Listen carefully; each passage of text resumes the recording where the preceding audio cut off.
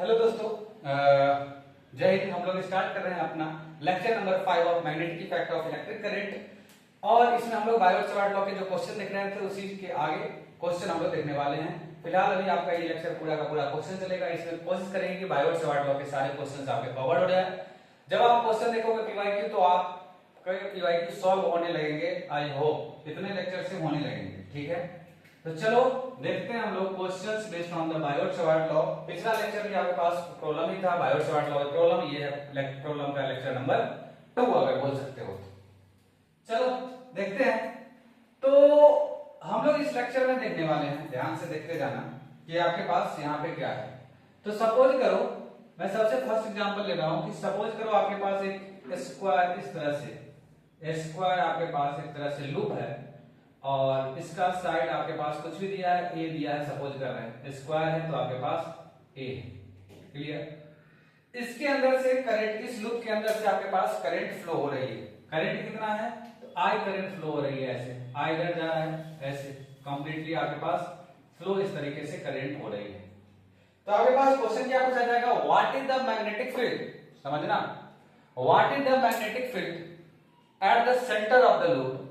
कि आपके लूप के सेंटर पे, ये लूप का सेंटर यहां पे मैग्नेटिक फील्ड की वैल्यू क्या होने वाली है, क्लियर। तो समझना कैसे करेंगे कैलकुलेट। तो आप अगर ध्यान से देखो तो एक वायर यहां पे आपके पास लूप के अंदर, ये जो लूप फॉर्म हुआ है 4 वायर से लूप का फॉर्मेशन हुआ है। फर्स्ट आपके पास वायर है ये, सेकेंड वायर है आपके पास ये, थर्ड वायर आपके पास है ये and fourth wire is this. 4 wire, चारों वायर की वजह से आपके पास लूप का फॉर्मेशन यहाँ पे हुआ है। अगर मैं फर्स्ट वायर की वजह से मैग्नेटिक फील्ड निकालने की कोशिश करूं सेंटर पे, तो फर्स्ट वायर के लिए मुझे क्या करना पड़ेगा, तो आपको यहां पे सबसे पहले देखना पड़ेगा कि ये एंगल कितना फॉर्म हो रहा है इस पी पॉइंट जो सेंटर है वहां से। तो अगर आप ध्यान से देखो तो एंगल कितना फॉर्म हो जाएगा, तो ये डिस्टेंस आ जाएगा दैट इज a/2, क्लियर। और ये डिस्टेंस भी अपने को आ जाएगा a/2, क्लियर। तो अगर आप यहाँ पे, आपको ये आ गया θ1 और ये आ गया θ2। अगर आप θ1 निकालना चाहो तो क्या लिख सकते हो, that is tan θ1 is equals to perpendicular सामने वाला, इस थीटा के सामने वाला लेंथ क्या हो जाएगा परपेंडिकुलर, दैट इज a/2। और बेस आपके पास ये वाली साइड, वो भी वैल्यू कितना है a/2, तो इट मींस ये आ गया 1। तो θ1 की वैल्यू कितना आ जाएगा 45। सिमिलरली आपके पास θ2 की वैल्यू कितना आ जाएगा, θ2 की वैल्यू आ जाएगा 45, क्लियर। θ1 आपके पास किधर है, दैट इज क्लॉकवाइज डायरेक्शन, और θ2 आपके पास एंटी क्लॉकवाइज डायरेक्शन, जो कि होनी चाहिए, क्लियर है। तो आपके पास फर्स्ट वाले वायर की वजह से b1 की वजह से हो जाएगा कि i divided by r sin θ1 plus sin θ2, clear. आपके पास k करंट वायर में फ्लो हो रहा है i, और आपके पास r का डिस्टेंस कितना है, पॉइंट से वायर का डिस्टेंस, दैट इज a/2, और sin 45 प्लस sin 45, क्लियर। θ1 θ2 की वैल्यू आपके पास कितना हो जाएगा 45। तो कितना आ गया, that is 2ki divided by a, और sin 45 की वैल्यू 1/√2 प्लस 1/√2, और ये आपके पास आ जाएगा 2ki by a into 2 divided by √2, तो ये आ जाएगा 2√2 ki by a, clear. Clear है, किसी को डाउट इसमें। अब समझना इंपॉर्टेंट कॉन्सेप्ट, करंट आपके पास इधर फ्लो हो रहा है, बढ़िया है। तो बोलना, आप ध्यान से देख करके बोलना कि ये वाले वायर की वजह से, जो फर्स्ट जो बॉटम में ये वाले वायर दिख रहा है, इसकी वजह से मैग्नेटिक फील्ड, तो मैग्नीट्यूड कितना आ गया, डायरेक्शन कितना होगा, तो आप उंगली रखोगे, मतलब थंब करंट की डायरेक्शन रखो, उंगली को कर्ल करो तो ऊपर की तरफ क्या आ रहा है, अंदर से बाहर, ठीक है ना। मतलब कि आप खुद ही देखो, आपके पास ये है वायर, इसको कर्ल करो तो अंदर से बाहर, तो आपके पास ऊपर की तरफ क्या है मैग्नेटिक फील्ड, अंदर की तरफ, नीचे क्या है बाहर की तरफ, पॉइंट किधर है ऊपर, तो आपके पास मैग्नेटिक फील्ड क्या हो जाएगा ऊपर, दैट इज ऊपर में अंदर की तरफ है, तो क्या हो जाएगा डायरेक्शन -k, क्लियर। अगर ध्यान से देखो तो जैसा वायर ये है, जैसा वायर ये है वैसा ही ये है, बस वायर को ऐसे उलट के सीधा कर दिया गया है। मतलब यहां भी अगर ध्यान से देखो तो θ1 की वैल्यू है 45, थीटा 2 की वैल्यू आल्सो 45, आपके पास डिस्टेंस वही है आपके पास a/2, मतलब कि यहाँ पे ना थीटा 1 बदल रहा है, ना थीटा 2 बदल रहा है, ना r बदल रहा है और ना करंट बदल रही है, मतलब कि मैग्नीट्यूड y जो सेकंड वायर की वजह से मैग्नीट्यूड पी पॉइंट पे होगी, सेंटर पे होगी, वो क्या होगा, सेम ही होगा मैग्नीट्यूड y। तो आपके पास अगर मैं मैग्नीट्यूड y की बात करूं तो आपके पास v1 का मैग्नीट्यूड, v2 का मैग्नीट्यूड और v3 का मैग्नीट्यूड और v4 का मैग्नीट्यूड, सभी का मैग्नीट्यूड क्या हो जाएगा, सेम। कितना value, 2√2 ki divided bye a। अगर मैं डायरेक्शन की बात करूं तो सेकंड वायर की वजह से डायरेक्शन क्या हो जाएगा, तो ये भी आपके पास पॉइंट इनसाइड, आप वायर को पकड़ोगे तो इधर आपके पास इनसाइड, इस तरफ आउटसाइड, पॉइंट इस लेफ्ट साइड है, सॉरी राइट साइड है, तो राइट साइड हो जाएगा इनसाइड। सिमिलरली थर्ड वाले वायर में करंट ऐसे फ्लो हो रहा है, तब पर भी ये इनसाइड, ये वाले वायर में करंट नीचे की तरफ फ्लो हो रहा है, तब पर भी आपके पास क्या हो जाएगा, इनसाइड, मतलब कि डायरेक्शन वाइज भी सेम ही है। क्लियर, मतलब मैग्नीट्यूड वाइज भी सेम है as well as direction wise भी सेम है, तो क्या लिख सकता हूं, that is the minus k cap direction. तो नेट मैग्नेटिक फील्ड क्या आ जाएगा, तो नेट मैग्नेटिक फील्ड आ जाएगा चारों वायर की वजह से, एक वायर की वजह से इतना है तो चार वायर की वजह से क्या हो जाएगा, 4 × v1, क्योंकि मैग्नीट्यूड सेम है इसलिए मल्टीप्लाई कर देंगे तो आपके पास हो जाएगा 4 × 2√2 ki divided bye a minus k cap, तो ये आपके पास आ जाएगा 8√2 ki divided bye a minus k cap. It is your answer. तो किसी भी आपके पास किसी भी रेक्टेंगुलर लूप, रेक्टेंगुलर नहीं बोल सकते हैं, that is the square loop के अंदर सेंटर पे मैग्नेटिक फील्ड की वैल्यू कितना हो जाती है, तो आपके पास हो जाता है that is the 8√2 ki by a minus k cap. I hope आपको ये सारे कॉन्सेप्ट क्लियर हो गए होंगे। अगर आप चाहो तो स्क्रीनशॉट ले सकते हो या नोट कर सकते हो। चलो अगला कॉन्सेप्ट देखते हैं, अगले क्वेश्चन की तरफ बढ़ते हैं, अगले क्वेश्चन को समझते हैं, फिर हम लोग आगे क्वेश्चन देखेंगे। कुछ पीवाई की क्वेश्चन अभी लूंगा, थोड़ा सा टाइम लगेगा अभी और, क्योंकि आर्क बचा हुआ है, कंबाइंड आर्क और वायर की वजह से क्वेश्चन आते हैं जो मैं सीधा पीवाई क्यू आपको सॉल्व करवाने वाला हूं, लोड मत लो। अगले क्वेश्चन ध्यान से देखना, स्क्वायर लूप में कभी कभी ऐसा क्वेश्चन पूछता है, ठीक है, ऐसा क्वेश्चन पूछता है कि आपके पास स्क्वायर लूप है, इधर वायर से आपने करंट सप्लाई किया और इधर से आउटपुट करंट दे दिया, और ये जो वायर है जिससे करंट सप्लाई हो रहे हैं ये आपके पास कहां पे मिल रहे हैं, सेंटर पे मिल रहे हैं, सॉरी सेंटर पे मिल रहे हैं, centre of the loop. Clear, तो इस केस में पूछेगा बताओ कि जो सेंटर है, जो लूप का सेंटर है, पी पॉइंट इसको लेता हूं, तो यहाँ पे मैग्नेटिक फील्ड की वैल्यू क्या होगी, इस पी पॉइंट पे मैग्नेटिक फील्ड की वैल्यू क्या होने वाली है, इस पी पॉइंट पे मैग्नेटिक फील्ड की वैल्यू बताना है। क्लियर, कैसे सॉल्व करेंगे, कैसे सॉल्व कर सकते हो, तो आप ध्यान से देखना कि करंट यहां से सपोज करो आई फ्लो हो रहा है, यहां पे कुछ वैल्यू दिया रहेगा 1 एम्पीयर 2 एम्पीयर कुछ भी दिया रहेगा। क्लियर, अगर आपके पास यहाँ पे आई फ्लो हो रहा है तो आपके पास सिचुएशन समझना, ये अगर आई फ्लो हो रहा है तो ये आई डिवाइड होगा आपके पास, यहाँ पे दो दिख रहा है ब्रांच, दो आपके पास रास्ते दिख रहे हैं, तो ये आपके पास सपोज करो इसको मैं I1 ले रहा हूँ, इसको मैं I2 ले रहा हूँ, तो I1 आपके पास यहां से जाएगा, इधर मिल जाएगा, इधर I2 मिल जाएगा और टोटल आपके पास I करंट फ्लो हो रहा होगा। तो सबसे पहले तो मुझे कैलकुलेट करना है कि I1 I2 कितने होंगे, सबसे फर्स्ट पॉइंट। तो अगर मैं कैलकुलेट करना चाहूं कि I1 I2 कितने होंगे, मैं पहले वायर का नाम दे देता हूं, ये फर्स्ट वायर लेता हूं, इसको मैं बोल रहा हूं सेकंड वायर, इसको मैं बोल रहा हूं थर्ड वायर, इसको मैं बोल रहा हूं फोर्थ वायर, इसको मैं बोल रहा हूं फिफ्थ वायर और इसको मैं बोल रहा हूं सिक्स्थ वायर, चार वायर स्ट्रेट वायर।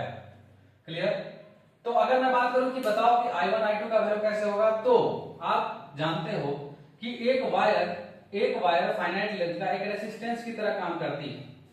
क्लियर है, R।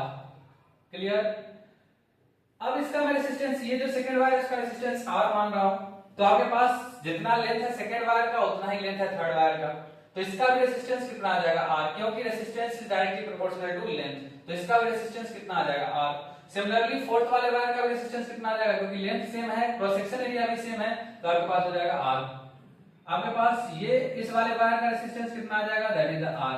बोलोगे इसका जरूरत नहीं है, मुझे I1 I2 कैलकुलेट करने के लिए इस वाले रेजिस्टेंस की जरूरत नहीं है, ना ही इस वाले रेजिस्टेंस की जरूरत है, तो आपके पास ये सिचुएशन है। तो अगर आप रेजिस्टेंस का डायग्राम बनाओ तो सिचुएशन ऐसा है कि आपके पास करंट ऐसे आ रही है, ध्यान से देखना, करंट ऐसे आ रही है, यहां से आपके पास एक रेसिस्टेंस इधर, इसके साथ कनेक्टेड है दूसरा रेसिस्टेंस, इसके साथ कनेक्टेड है तीसरा रेसिस्टेंस, और एक रेसिस्टेंस आपके पास इधर और करंट इधर मिल रही है। दिख रहा है ये डायग्राम? क्लियर? अब हम लोग यहाँ पे सिंपल है, रेसिस्टेंस सभी का सेम है, तो ये है आपके पास R, ये है R, ये है R, ये है R। तो कितना आ गया? तो आपके पास अगर ध्यान से देखोगे तो I यहाँ से करंट फ्लो हो रहा है, इधर है I1, इधर है I2। तो अगर ध्यान से देखो तो R2 आपके पास फ्लो हो रही है ये वाले ब्रांच में, और ये वाले ब्रांच में टोटल रेसिस्टेंस 3 है जो कि सीरीज में कनेक्टेड है। तो इस साइड जो आपके पास ऊपर की तरफ जो रेसिस्टेंस टोटल है वो है आपके पास 3R, और नीचे की तरफ जो रेसिस्टेंस है वो है R। ये आपके पास तीनों मिलकर के 3R सीरीज कनेक्टेड, ये है R, और यहाँ पे जो करंट मिल रही है ये वाली वायर उसको मैंने सीधा कर दिया, ये आपके पास I फ्लो हो रही है, I इधर निकल रही है। क्लियर? यहाँ पे जो आपके पास ब्रांच है इधर I2 फ्लो हो रही है 3R वाले में, और इसमें I1 फ्लो हो रही है। कैसे निकालेंगे? तो I1 I2 निकालने का तरीका क्या है कि आप टोटल करंट देखो, तो total current I, total resistance, चाहो तो टोटल रेसिस्टेंस लो या आप रेसिस्टेंस का रेशियो लिख सकते हो। मैंने टोटल रेसिस्टेंस ले लिया, कितना हो जाएगा R plus R, 3R plus R, 4R into opposite side वाला रेसिस्टेंस। अगर आपके पास I2 निकालना है तो आप R लोगे, अगर आपके पास I1 निकालना है तो 3R लोगे, अपोजिट साइड वाले रेसिस्टेंस से मल्टीप्लाई करते हैं। तो अगर आपने को I1 निकालना है तो क्या लेना पड़ेगा? 3R लेना पड़ेगा। क्लियर है? तो I1 की वैल्यू, ये आपके पास I1 की वैल्यू मिलेगी, तो I1 कितना आ जाएगा? तो आपके पास R से R गया तो 3I/4। सिमिलरली अगर I2 निकालना है तो I2 के लिए क्या लिखेंगे? टोटल करंट I फ्लो आ रहा है, टोटल रेसिस्टेंस कितना है? 3R plus R, that is the 4R, और I2 निकालनी है, I2 के लिए अपोजिट साइड वाला लेना पड़ेगा R, तो आपके पास इससे ये क्या आ रहा है? दैट इज I/4, क्योंकि current is direct inversely proportional to volt resistance, so we can apply this. Clear? Clear है? समझ में आया? तो इधर से I1 की वैल्यू कितना आ गई? तो आपके पास I1 की वैल्यू आ गई 3I/4, और I2 की वैल्यू आ गई that is the I/4। Clear? इस चीज को मिटा देता हूं। ये आपके पास करंट इलेक्ट्रिसिटी वाले कॉन्सेप्ट से आया है। करंट इलेक्ट्रिसिटी में आपने इस तरह के सर्किट को सॉल्व किए होंगे, आई होप आपको ये चीजें आती होगी। इसको हटाते हैं क्योंकि कैलकुलेट अब हो गया I1 और I2। अब हम लोग करंट निकालते हैं हर एक वायर की वजह से। अगर आप B1 की वजह से निकालो तो B1 आपके पास बिल्कुल जो पॉइंट है B1 के लेंथ से कॉन्साइड कर रहा है, B1 के लेंथ से पॉइंट P कॉन्साइड कर रहा है। इट मींस अगर B1 से पॉइंट P कॉन्साइड कर रहा है तो आपके पास अगर कोई वायर है और इसके सामने आ गया P कोई भी पॉइंट, तो यहाँ पे मैग्नेटिक फील्ड क्या होती थी? जीरो होती थी। मतलब कि फर्स्ट वाले वायर की वजह से क्या हो जाएगी? जीरो। इसी तरह 6 वाले वायर को भी देखो तो 6 वाले वायर में क्या हो रहा है? बिल्कुल पॉइंट 6 वाले वायर के सामने आ रही है, तो यहाँ पे B2 की वैल्यू क्या हो जाएगी? जीरो। क्लियर? अब यहाँ पे अगर मैं बात करूं, सॉरी B6 है, 6 वाले वायर, B6 की वैल्यू क्या आ जाएगी? जीरो। अगर मैं B2 कैलकुलेट करना चाहूं तो B2 में बोलना क्या हो जाएगा? तो आपके पास KI/R, ये आपके पास R है। क्लियर है? अगर ये आपके पास साइड A है, अगर आपके पास इस लूप का साइड अगर A है तो इस केस में ये कितना आ जाएगा? A/2, पिछला वाले कॉन्सेप्ट से। अगर ये A/2 आ रहा है तो ये भी साइड कितना आ जाएगा? A/2। एंगल कितने आ जाएंगे? 45 डिग्री। ये भी एंगल कितना आ जाएगा? 45 डिग्री, पिछले क्वेश्चन के कॉन्सेप्ट से। इट मींस V2 को मैं कह सकता हूं KI divided by KI1, yes, KI1 divided by R sin θ1 plus sin θ2। तो ये कितना आ जाएगा? तो KI1 की वैल्यू कितना है भाई? I1 की वैल्यू दिया हुआ है 3I/4, तो बस वैल्यू पुट कर देते हैं। R की वैल्यू कितना है? A/2 sin 45 plus sin 45। Clear? तो ये यहां से 2 गया, आपके पास हो जाएगा 3KI डिवाइडेड बाय 2A, और ये हो जाएगा 2 divided by √2 sin 45 plus sin 45। इससे ये गया, आपके पास हो जाएगा 3KI divided by √2A। Direction क्या होगा?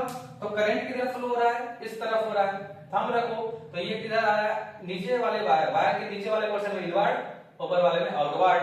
तो ये क्या हो जाएगा? Plus K cap, plus K cap. Clear? अच्छा, जो आपके पास थर्ड वाले वायर है उसमें कितना आ जाएगा? थर्ड वाले वायर में अगर ध्यान से देखो तो ये डिस्टेंस वही है भाई, ये डिस्टेंस तो वही है, ध्यान से देखना, ये डिस्टेंस तो वही A/2। क्लियर? ये एंगल सेम दैट इज 45 और 45। करंट आपके पास I/4 हो रहा है फ्लो। क्लियर? तो बस वैल्यू पुट करते हैं तो आपके पास B3 की जो वैल्यू आ जाएगी वो आ जाएगी KI divided by KI2 divided by R की जगह पे A/2 इनटू sin θ1 45 प्लस θ2 45 sin 45। क्लियर? तो ये आ गई KI2 की जगह पे हो जाएगा I/4 divided by A/2 sin 45 plus sin 45। तो यहां से 2 गया तो आपके पास बचेगा KI/2 से √2 कैंसिल आउट तो आपके पास मिलेगा that is KI divided bye √2a। इसको सॉल्व करोगे तो KI divided bye √2a। It means direction क्या हो जाएगा भाई? तो डायरेक्शन क्या होगा?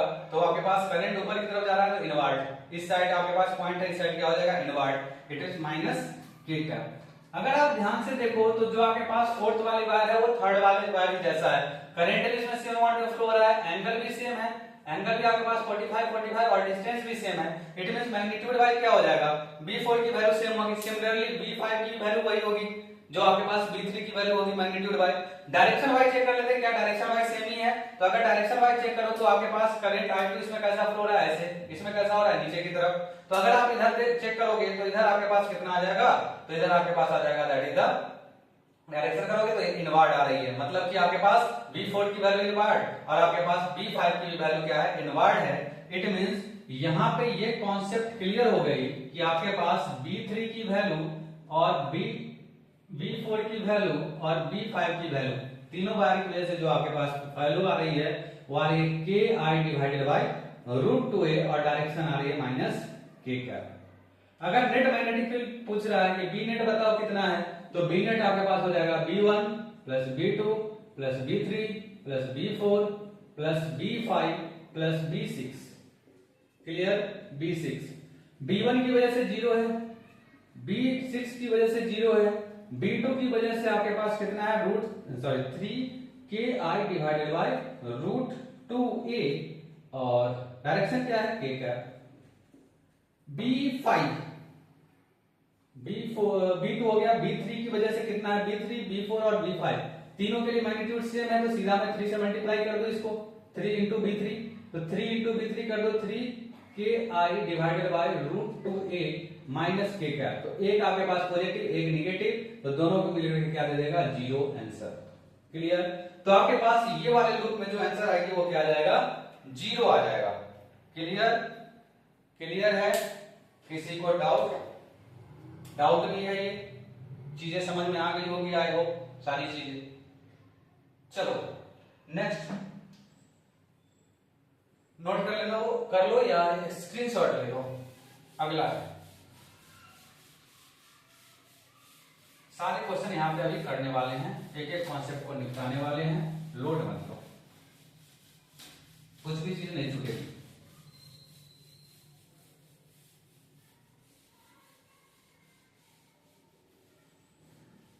अगला है, अगला क्वेश्चन आप लोग ट्राई करना, सॉल्व करना।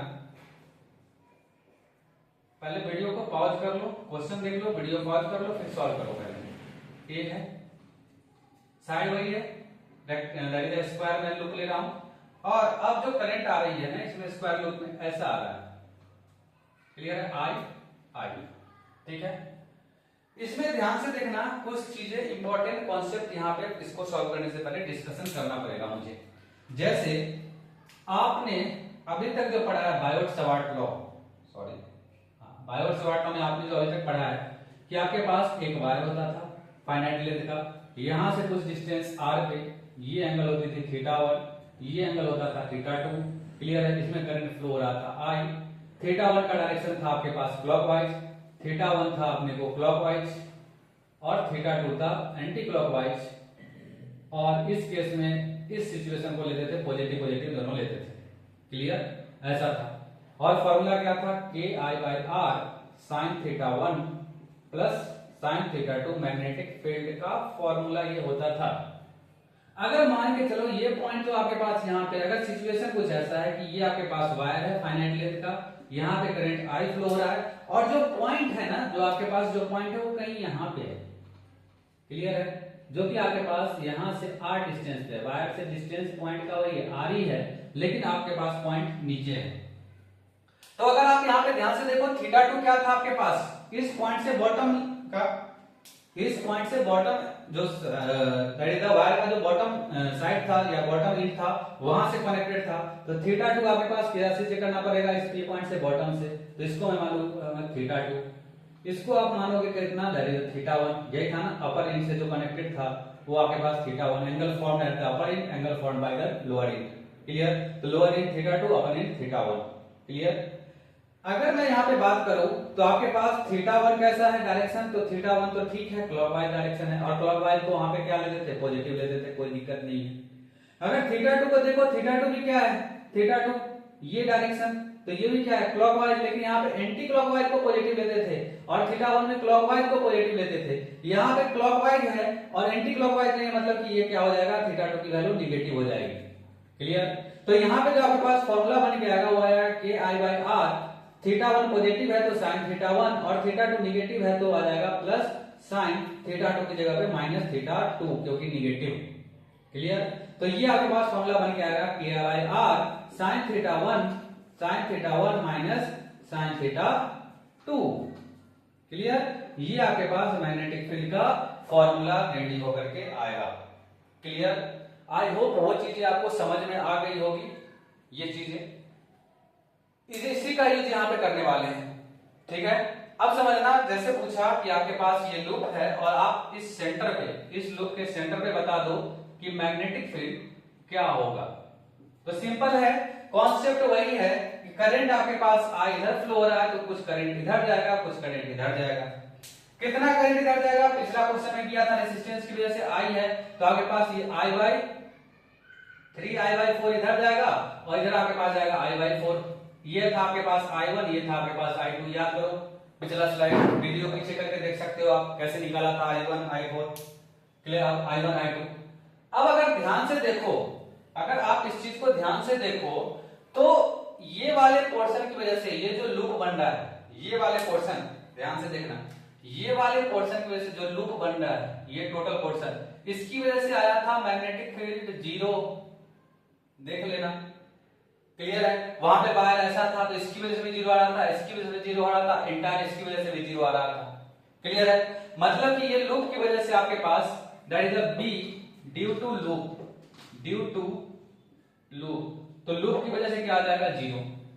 अगर यहाँ पे ध्यान से देखो तो अब जो ये करंट जो फ्लो हो रहा है, ये जो करंट आपके पास ये वाले, इसको बना देता हूं फर्स्ट वायर और सेकंड वायर, फर्स्ट वायर और सेकंड वायर में जो करंट फ्लो हो रहा है उसकी वजह से यहाँ पे 0 नहीं होगा, क्योंकि पॉइंट इसके सामने नहीं आ रहा है, इस वायर के सामने नहीं आ रहा है। अगर पॉइंट P यहाँ पे आ जाता तो 0 हो जाता, क्योंकि सामने नहीं आ रहा है तो यहाँ पे कुछ ना कुछ होगा। अगर ध्यान से देखो तो सिचुएशन ऐसा है कि वायर आपके पास फर्स्ट कहां से कहां तक है, यहां से यहां तक है, यही है वायर, पॉइंट कहां है, यहां पे है।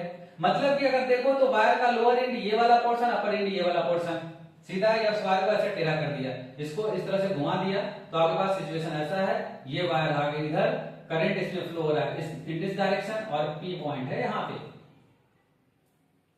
ठीक है ना। P पॉइंट आपके पास, सॉरी P पॉइंट आपके पास कहां पे है, दैट इज यहाँ पे, ये वाले पोर्शन पे P point, clear.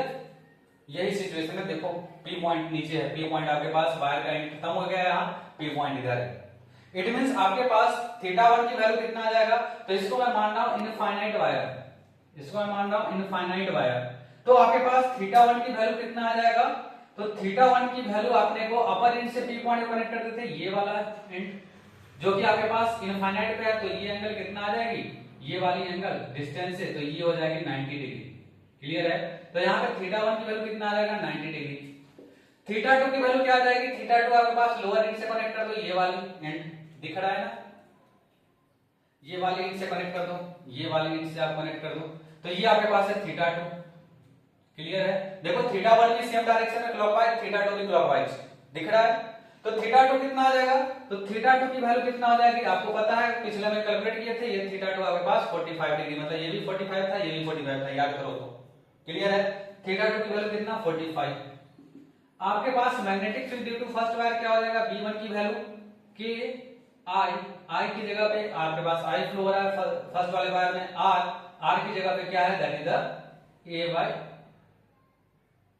Are, a by 2, yes a by 2 distance from the P point to the wire, a by 2 sine theta 1, यहां पे क्या करेंगे प्लस साइन थीटा 2 या माइनस, तो ये वाला माइनस वाले साइन अप्लाई करने पड़ेंगे, माइनस साइन थीटा 2, तो ये आपके पास हो जाएगा 2ki divided by a sign theta 1 की जगह पे 90 डिग्री माइनस साइन 45 डिग्री, तो ये आपके अपने को आ जाएगा 2ki divided by a sine 90 की value 1 divided by 1 by root 2। Direction क्या होगा, तो करंट आपके पास इस डायरेक्शन में फ्लो हो रहा है, करंट आपके पास इस डायरेक्शन में फ्लो हो रहा है, तो यहाँ पे राइट हैंड थंब लगाओ तो ये किधर आ रहा है, आउटवर्ड ऊपर की तरफ, आउटवर्ड मतलब कि प्लस के कैप। अगर सेकंड वाले वायर को देखो, सेकंड वाला वायर भी ऐसे ही सिचुएशन में है, करंट आपके पास इधर फ्लो हो रहा है, P पॉइंट इधर है, तो आप अप्लाई करोगे ये भी आउटवर्ड होगा, थीटा 1 इसमें भी 45, थीटा 2 अपने को that is the sorry theta 2 कितना है, तो थीटा 2 अपर एंड आपके पास 90 डिग्री और थीटा 1 लोअर एंड 45 डिग्री, मतलब सेम सिचुएशन है।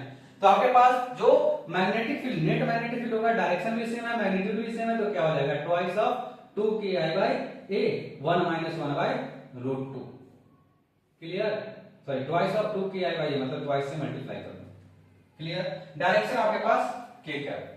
आई होप ये चीजें क्लियर हुई होगी आपको, क्लियर, क्लियर है। चलो इस पर बेस्ड एक प्रॉब्लम करते हैं जो आपको बतानी है कि इसमें से कौन सा मैग्नेटिक फील्ड में जीरो मैग्नेटिक फील्ड होगा स्क्वायर वेव में और कौन से पार्ट में जीरो मैग्नेटिक फील्ड नहीं होगा, ठीक है। स्क्रीनशॉट ले सकते हो, चलो आगे करते हैं, इसको फिनिश करते हैं, फिर आर की वजह से नेक्स्ट लेक्चर में पढ़ने वाले हैं।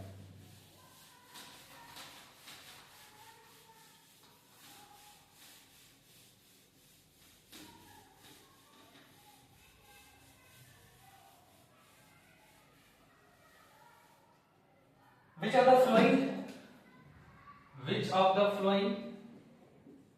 of the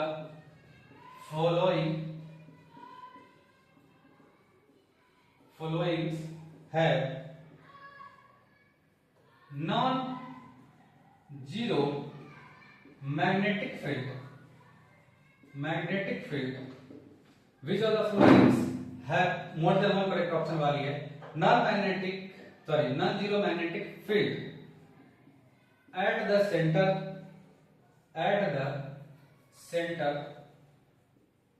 of given loop, ठीक है ना। इसमें से कौन से आपके पास लूप में मैग्नेटिक फील्ड सेंटर पे जीरो नहीं होगा, नॉन जीरो बोल रहा है, क्लियर है, जीरो नहीं होगा। फर्स्ट लूप है आपके पास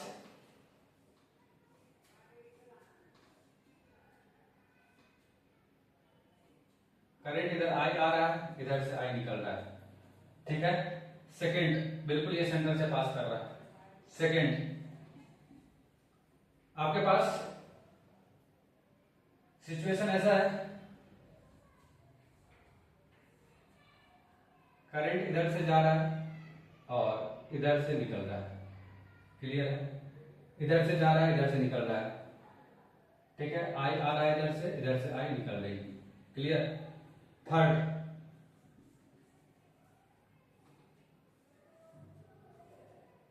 करंट इधर से आ रहा है, इधर से करंट निकल रहा है, क्लियर है। फोर्थ